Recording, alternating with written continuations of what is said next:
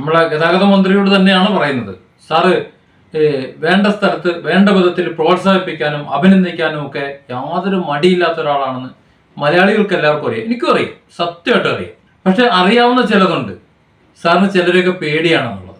പ്രതികരിക്കേണ്ട സ്ഥലത്ത് പ്രതികരിക്കാൻ മടിയാണ്, അല്ലെങ്കിൽ പ്രതികരിച്ചു കഴിഞ്ഞാൽ എന്തൊക്കെ സംഭവിക്കുന്നുള്ളൊരു പേടിയുണ്ട്. സാറേ, ഒരു ഡോറ് തുറന്ന് ഒരാള് ചാടി വീഴാൻ പോയപ്പോൾ വിനു എന്ന് പറഞ്ഞ കണ്ടക്ടർ പിടിച്ചത് ഒരു വലിയ സംഭവം തന്നെയാണ്. കാരണം ഒരു ജീവനാണ് രക്ഷപ്പെടുത്തിയത്. അതിൽ സന്തോഷമുണ്ട്. സാർ അഭിനന്ദിച്ചതിൽ യാതൊരു തെറ്റും ഞാൻ കാണുന്നില്ല. പക്ഷേ അതുപോലെ സാർ ഒരു കാര്യം മനസ്സിലാക്കണം.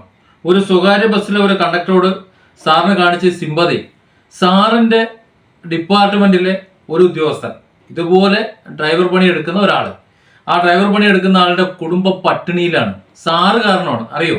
ആ സാർ അറിയുന്നുണ്ടോ? എല്ലാവരെയും നടന്ന് അവരെ പ്രോത്സാഹിപ്പിക്കുന്നു, പിടിക്കുന്നു, അവരെ സപ്പോർട്ട് ചെയ്യുന്നു, ഇതൊക്കെ ചെയ്യുന്നുണ്ടല്ലോ.